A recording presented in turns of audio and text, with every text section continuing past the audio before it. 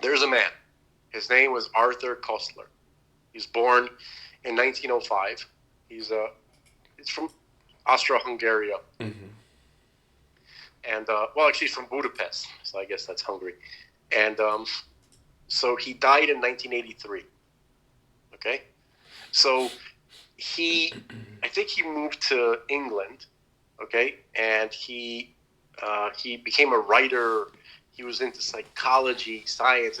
He became a commie, Mm-hmm. okay? And he was one of those guys who felt, similar to George Soros and the whole World Economic Forum and all of these type of guys, Mm-hmm. they are very much against the idea of separate cultures and ethnicities, Mm-hmm. okay?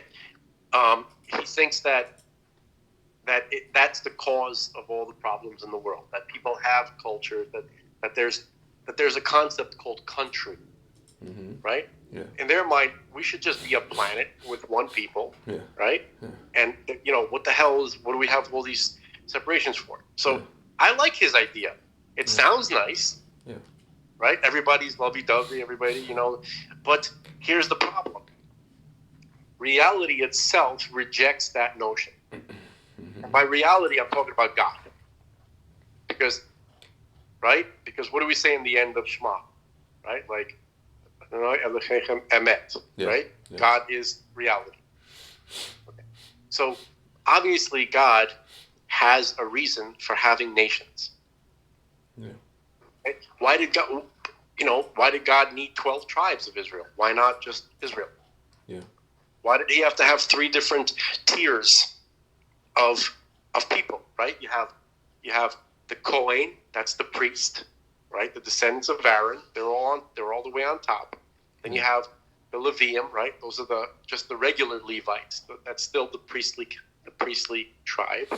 And then you have everybody else, the Israelites, the simple Israelite, right? Yeah. So why was that necessary, right? Why do you need different stuff? Why does it have to be, So these people obviously had a problem with it. Yeah. Okay, so and what's worse is that for these people, the Jews are the primary target. Yeah. Okay, as if it wasn't enough that the Jews are the primary target for everybody else. They also, of course, the primary target for these. Everybody has their reason why the Jew is a primary target, but for these people, is the reason why is because the Jews were so strong in preserving their identity and their culture and their values, right? Yeah. That they would serve as a bad example for everybody else, right? So they could, so basically the commies, they could see themselves steamrolling over pretty much anybody in the world, right? Mm-hmm. If the Jews weren't there, they could do that. Yeah. That's how they felt. I don't know if that's true, but that's what they thought. Yeah. Okay? So basically, to them, the Jews were preserving the notion of a culture or a separate ethnicity. Yeah. Do you understand? Yeah, that's what Europe hates. That Europe is trying to with the EU. They've been trying to discard nation states for decades, and they see that the Jews have revived it. Yeah. Okay. So what did Arthur Koestler do? What did he do? He needs to. If you put yourself in his shoes, you're a commie, and you want to destroy the idea of nation. We have to unravel the Jew.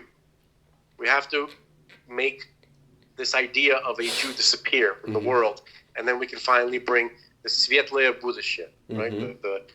The bright future. That's the commie Olam Haba, right? Yeah. So Olam Haba is the world to come. Okay, so basically he had this fantastic idea. What is the primary identifier? Not identifier, but what is the thing that the Jew uses to really identify themselves as a Jew? More than anything, they have a connection to the land of Israel. Even when they couldn't live in Israel, even when you lived in Prague or Morocco or Shanghai, you know that your homeland is Israel. You know that. Yeah. You know who you are. You know you're a descendant of Jacob, and your homeland is Israel. You know it. Yep. Okay? So, and the Jews always felt that way.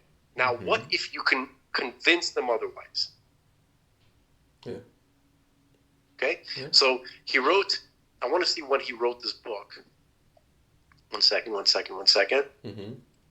That's important. Yeah. Just to give you the timeline, the idea of when this idea showed up. Yeah. Okay?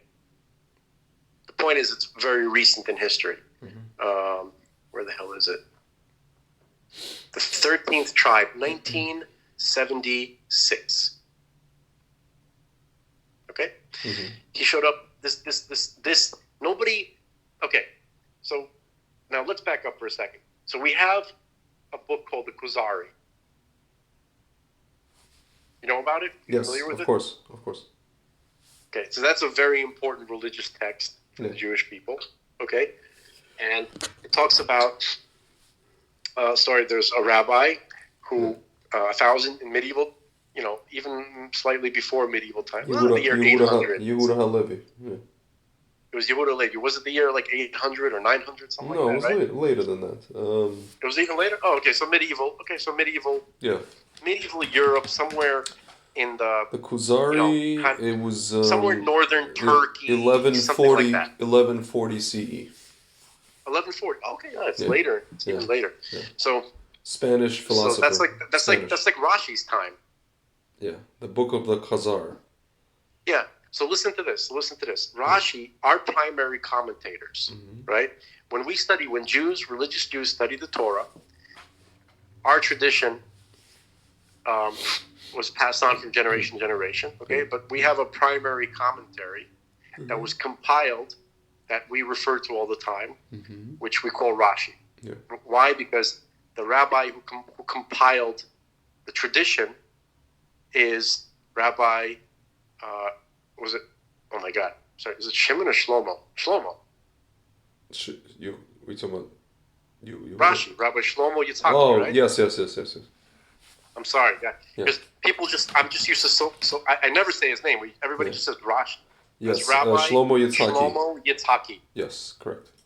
Okay, he's a Jew who lived in France and in Germany. Okay, and he was the leader of his generation, and he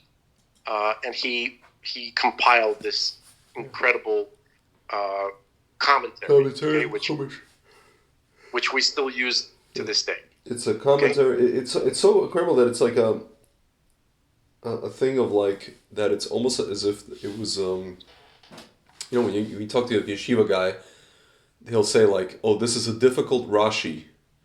It's almost like a staple of the Torah that was almost like given with the Torah at Har Sinai, but it wasn't.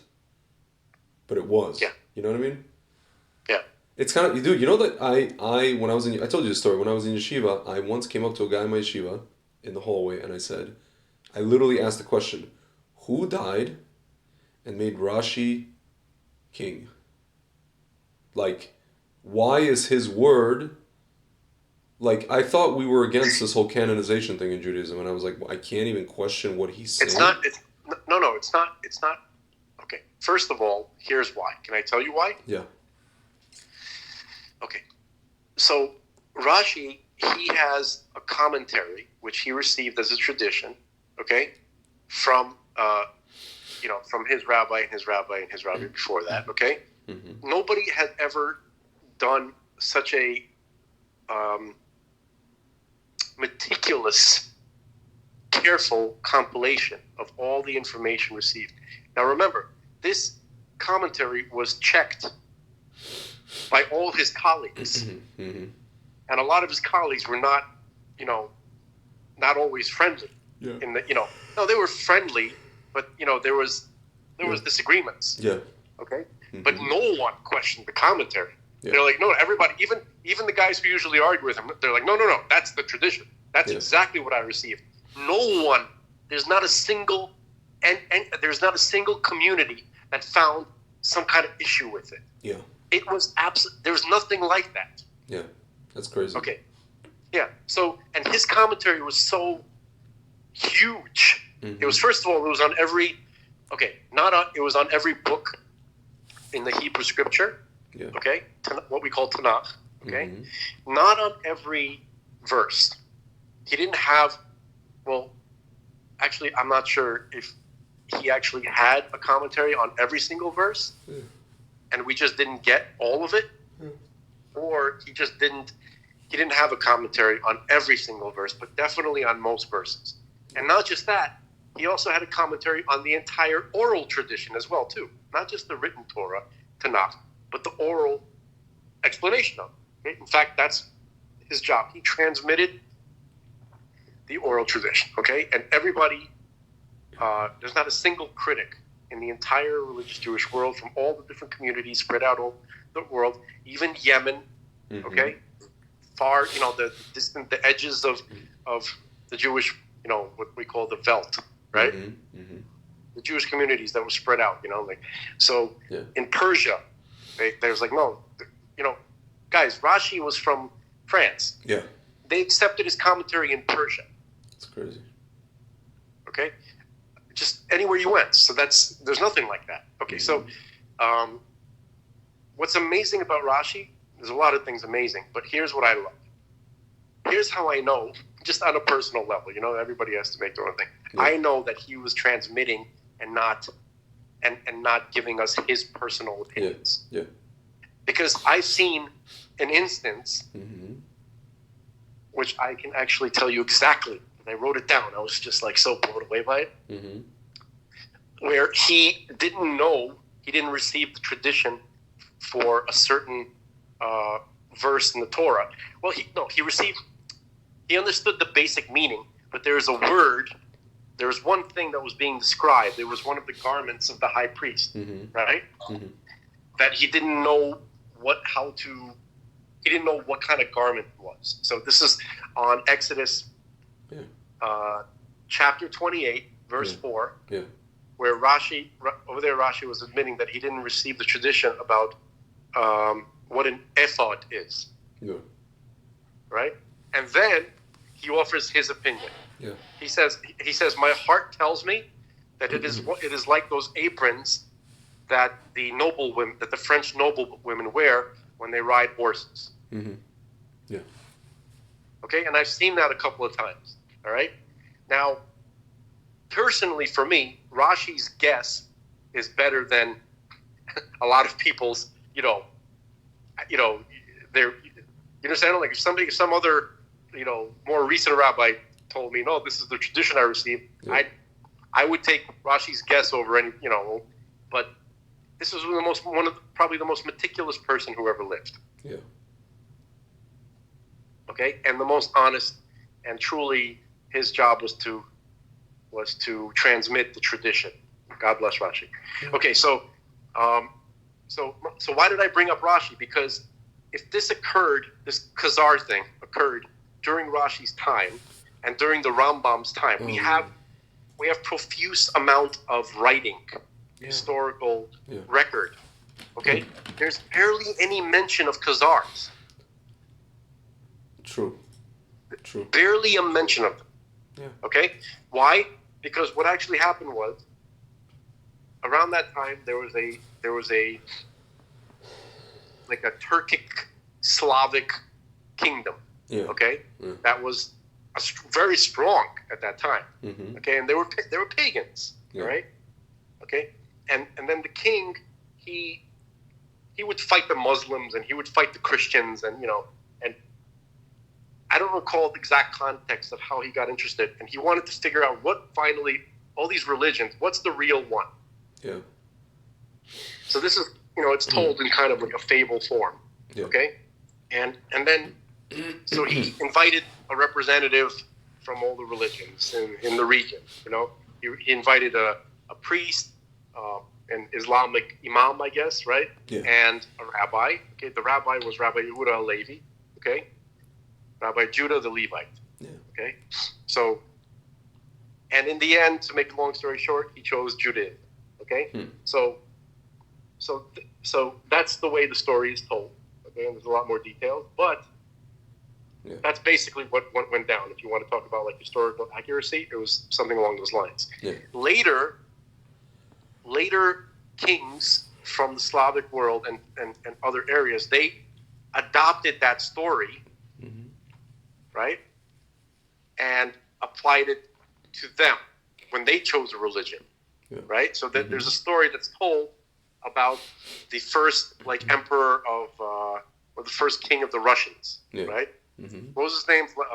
Vladimir. The first king of the Russians? Was it Yaroslav? No. The Kievan Rus. Who's the? Yeah.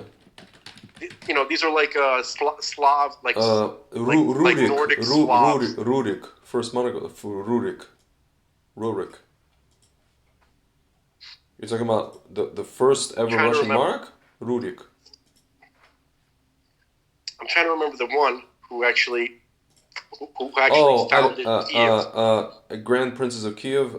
There's Askold and Dur, Oleg, Igor the First. One of those guys. Sviatoslav. Sviatoslav. Oh, the guy that wanted to convert Russia to Judaism. No, to Christianity. The one who adopted Christianity. There was Sviatoslav. I think let's for the time being say Sviatoslav, right? Yeah. Let's just say there was Yaroslav. We'll get that information. Yaroslav. One of these Slavs. Yeah. Right. So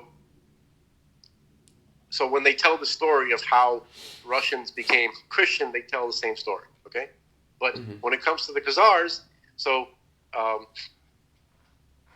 the king, his family, and the aristocracy, some portion of the aristocracy, converted to Judaism. Okay, and they were not very educated Jews. Yeah. They became Jews. Okay, but they never quite got their head around what that, how to actually observe the Torah. Yeah. And there was a struggle. They were, some of the descriptions that I've heard about how they tried to observe stuff was similar to the way you hear about Marranos, the Anusim. Yeah. By the way, if you ever heard the word Marranos means pigs. Yeah. Okay, it's not a nice thing to say, but that's what the Spaniards would call Jews who pretended to convert to Christianity, but really, they tried to maintain their Jewish identity. Okay, so after the Spanish Inquisition, you had Jews who were already a generation or two in, part of families that were officially Catholic, but secretly they maintained their Jewish identity, right? And but they didn't know, since they lived in Spain and they didn't have any access to anything Jewish, they didn't have any Jewish knowledge. Yeah. Okay, and this is a generation or two after the Inquisition. Okay, so they would get together and they would have these religious rituals where they would imagine, or they would try to figure out what the observance was. So they knew about Passover, for instance, right? Yeah. And so they tried to observe Passover based on rumors of what Passover observance was, and it ended up being really bizarre, like silly stuff. Yeah. Like they would sit in some kind of some kind of, I don't know, they would sit on the floor, they would have their legs crossed, they would wear some ridiculous thing on their, they didn't know what they were doing. Yeah. But they thought they did, or they were hoping that they were observing it correctly. Yeah. But it was silly. That's kind of what it was like for the Khazars. Yep. Okay. Now, the majority of the population rejected conversion to Judaism. Okay. And then, if you zoom out into history, whoever remained Jewish after the Khazarian Empire fell apart, right? They got absorbed into the general Jewish population. They weren't like, rejected. Okay, but as an actual entity, where you have an entire kingdom that became Jews all of a sudden, and then you have these like Turkish Slavs, kind of half Turkish, half Slavic, whatever they were, right? This is how history records who they were, right? Yeah. And then you have this entire giant population of Jews. Yeah. Okay, that's not what happened at all. Okay, And so nobody thought that either until 1974, when this asshole, Arthur Koestler, decides that Judaism needs to disappear. Yeah. That the identity of Judaism needs to disappear. Yeah. Since that time, it's been used by every anti-Semite, every Jew hater, every conspiracy person that wants to make sure that Jews are always found to be, behind everything. Imposters or whatever, yeah. Okay.